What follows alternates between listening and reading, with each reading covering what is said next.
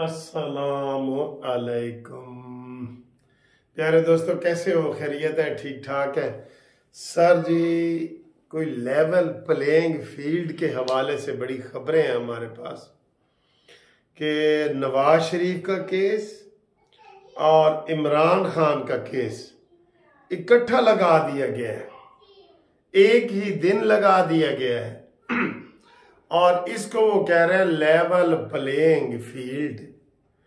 यानी कि जो ये समझा जा रहा है वो ये कि दोनों बरी या दोनों अंदर, ये समझा जा रहा है। लेवल प्लेइंग फील्ड का ये मतलब समझा जा रहा है कि दोनों अंदर या दोनों बाहर। समझ गए हो ना? एक ही दिन में केस लगाया गया है और अवाम का और लोगों का ये मुतालबा है कि लेवल प्लेइंग फील्ड हर जगह नजर आनी चाहिए। इसलिए ये जो 21 तारीख है ना, ये बहुत ज़बरदस्त तारीख है। वैसे तो इमरान खान के 20, 21, 22 सारे दिनों में केस हैं, उसके तो और भी केस हैं, लेकिन ये जो केस है ना, इनकी बड़ी अहमियत है और 21 तारीख की बड़ी अहमियत है।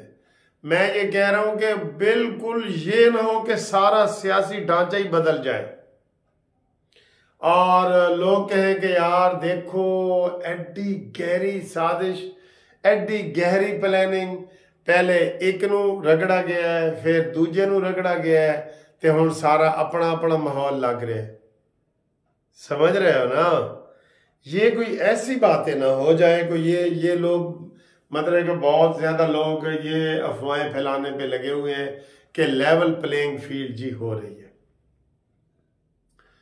अच्छा जी, ये मैं आपको ये बता दूं कि नवाज शरीफ साहब का जो है ना, खास तौर पे वो तो बहुत ही जबरदस्त बात है ना कि नवाज शरीफ को अगर खुदा ना खास्ता अपील में सजा होती है तो फिर जाहिर है नवाज शरीफ साहब तो फील्ड में नहीं होंगे, वो तो फिर जेल जाएंगे और इलेक्शन तक भी जेल में रह सकते हैं, नाअहल भी हो सकते हैं। फिर क्या हालात होंगे? तो फिर क्या जो तीसरी कुव्वत है कि वो सारी बातें, सारा हर चीज उधर ही जा रही है, खुद ब खुद उधर ही पुलों के थल्लों पानी बह के जा रहे हैं खुद ब खुद, और ये पता ही ना लगे किसी को। बहरहाल इसके ऊपर आप देखें, बड़ी बातें जो लोग कर रहे हैं, ये वो क्यों कर रहे हैं कि वो या तो ये कह रहे हैं कि बिल्कुल अगर कोई मुनसिफाना स्कीम है तो फिर सब बाहर हो और ये हो, लेकिन दोस्तों ये बातें गलत फैलाई जा रही हैं। मैं आपको बता रहा हूं, नवाज शरीफ का किसी तरीके से इमरान के साथ मुकाबला नहीं है, हो ही नहीं सकता। वो सराकी में है ना, किथे गिट्टा ते किथे भरबिट्टा। ए भरबिट्टा होंदा है ते ए जेड़ा पैर दे नाल होंदा है ए गिट्टा होंदा है। गिट्टे दा तो सबनूं पता है, भरबिट्टे दा नहीं पता भी किथे गिट्टा ते किथे भरबिट्टा। एदा कोई मुकाबला है? ए अखां दोवें नाल नाल ने, इन्हां दा मुकाबला है। कान नाल नाल ने, इन्हां दा मुकाबला है। नक नाल नाल ने, इन्हां दा मुकाबला है। लेकिन गिट्टे दा ते भरबिट्टे दा मुकाबला तो नहीं ना हो सकता। बहरहाल ये तीसरी कुव्वत वाले जो लोग जो आज उनके खिलाफ प्रोपेगेंडा हो रहा है, वही बातें कर रहे हैं ना, वही बातों को फैला रहे हैं सारे। अच्छा जी, अब ये बात है, ये बात तो वैसे बड़ी जबरदस्त है ना। ये देखें कि कोई तीसरी कुव्वत बीच में से निकल आए कि चलो जी, ना तुसी ते ना असी, यानी कि दो पहलवान आपस में लड़ाई लड़ रहे हैं तो एम्पायर कहे जी कि मैं जीत गया। पहले यही होता रहा है ना मार्शल लॉ के दौर में कि जनाब मौलाना मुफ्ती महमूद कौमी इत्तेहाद और पीपल्स पार्टी भुट्टो की लड़ाई में ज़िया-उल हक जीत गया।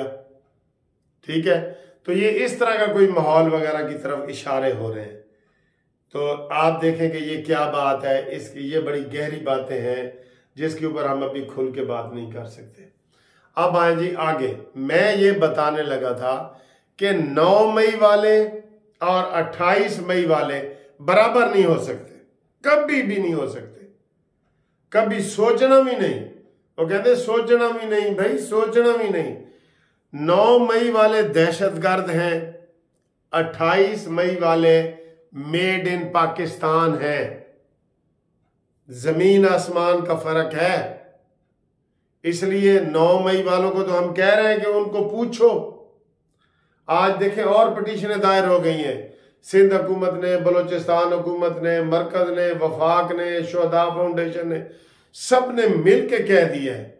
इसके ऊपर भी वो प्रोपेगेंडा कर रहे हैं दुश्मन कि ये जनाब आसिम मुनीर साहब करवा रहे हैं, ये वो गुस्से में आ गए हैं कि जनाब फौजी अदालतों को क्यों पीछे छोड़ा गया है, ये भी झूठ का बंदा और प्रोपेगेंडा है। आसिम मुनीर के खिलाफ बहुत प्रोपेगेंडा हो रहा है, यकीन करो बहुत प्रोपेगेंडा हो रहा है। और आसिम मुनीर साहब से हम पहले भी कह चुके हैं कि उन लोगों को पकड़ो जो बाहर मुल्क में बैठ के प्रोपेगेंडा कर रहे हैं। शहबाज गिल है, आदिल राजा है, और ये फलाना है, उनको पकड़ो। आपने उनको खुली छुट्टी दी हुई है, क्यों भाई? उनकी कोई खुली छुट्टी नहीं बनती कि वो आर्मी चीफ के बारे में झूठे प्रोपेगेंडे करें, झूठे। आप देख लें वो क्या है। ये 9 मई नून लीग ने कराया है या 9 मई फौज ने कराया है? मैं कह रहा हूं, बार बार कह रहा हूं, मेरी बात पे इसके ऊपर नहीं, कि ये सियासी पार्टियां जो है ना, अब बिलावल भुट्टो भी चबलियां मार रहे हैं, वो इधर मुकाबला करें कि जनाब 9 मई वालों के ऊपर पाबंदी होनी चाहिए। ये सबका मुत्तफिका मुकाबला हो, ये मुकाबला हो, ये मुतालबा हो, मुतालबा। इस मुतालबे से सारे पीछे हट रहे हैं कि नहीं जी नहीं, जमहूरियत है, सबको इजाजत होनी चाहिए और ये वो। तो फिर इंडिया को भी इधर लड़ने की इजाजत दे दें।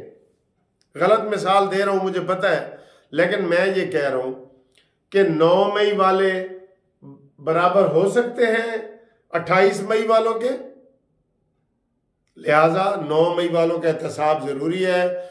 फौज में जो अपीलें वगैरह दायर हो रही हैं, फौज बिल्कुल, आज भी फैसल वाडा ने कहा है कि जिन्होंने फौज पे हमला किया है उसके फौजी कार्रवाई क्यों ना हो, फौजी तनसीबात पे हमला किया है उनको फौजी अदालतों में क्यों ना कार्रवाई हो। बिल्कुल ये बात ठीक है, बिल्कुल ये बात ठीक है, ऐसा ही होना चाहिए। बहरहाल ये उम्मीद है कि जो लार्जर बेंच बनेगा और जल्दी बनेगा, अगले हफ्ते ही बनेगा, उसके ऊपर ये फैसला हो जाएगा। अब जो बिलावल भुट्टो आज फिर, मेरा ख्याल है इस चीज को हम डिस्कस करना नहीं चाहिए। जैसे वो चबलियां मार रहे हैं ना कि नौजवानों को आगे आना चाहिए और मुझे मौका दें। मुझे अभी एक दोस्त ने फोन किया है कि वो कह रहा है कि चौथी बार वालों को मुकाबला ना दें, मुझे दें। वो तेरी कितनी बार है? जुल्फकार अली भुट्टो वजीर आजम रहे हैं, बेनजीर वजीर आजम रही है, फिर बेनजीर वजीर आजम रही है, फिर जरदारी साहब सदर पाकिस्तान रहे हैं, फिर यूसुफ रजा गिलानी रहे हैं। तुम पहली बार आ रहे हो, इसलिए ये वो कह रहे हैं ये तसलसल है उसी खानदानी सियासत का। ये जो कह रहा है मुझे भी आजमाओ, बहरहाल उसको इग्नोर करें। वो बच्चा है या बड़ा है या नाबालिग है या बालिग है, उसके ऊपर हम नहीं आते। लेकिन वो मार चबलियां रहा है, बजाय ये कि दुश्मन को पहचाने उसको। ये और उल्टी तरफ ही चल पड़ा है। इनको पता है कि उन्होंने हुण कख नहीं रहा। और ये खबर भी आपको मैं इसी वीलाग में बताता जाऊं कि जनाब अगले हफ्ते नवाज शरीफ साहब सिंध जा रहे हैं, और सिंध जाने से पहले आज एक MPA ने नून लीग में शमूलियत इख्तियार की है कराची से।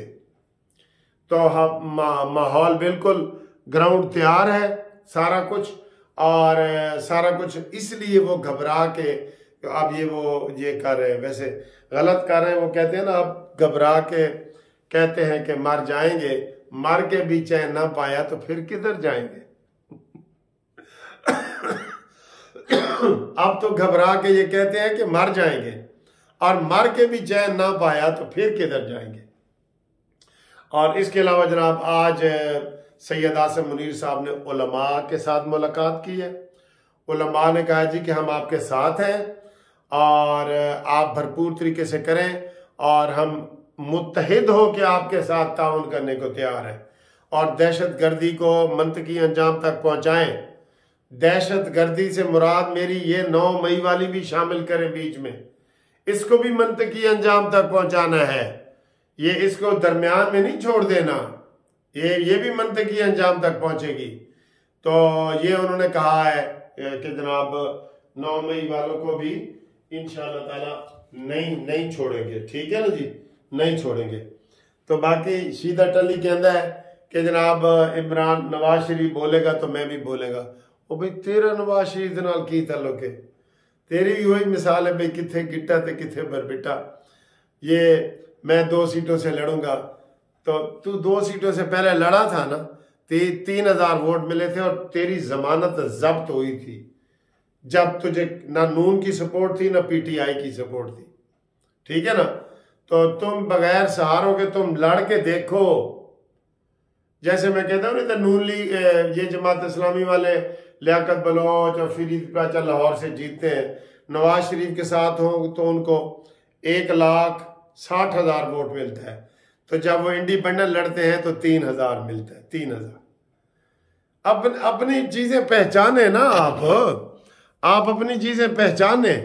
हाँ जी, आप जो है ना इसके ऊपर आप जरा गौर करें कि भाई आपकी इंडिविजुअल हैसियत क्या है, ठीक है।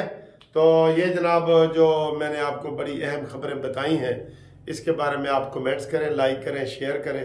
इंशाअल्लाह ताला अगली वीडियो में आपसे मुलाकात करते हैं। तब तक के लिए खुदा हाफिज़।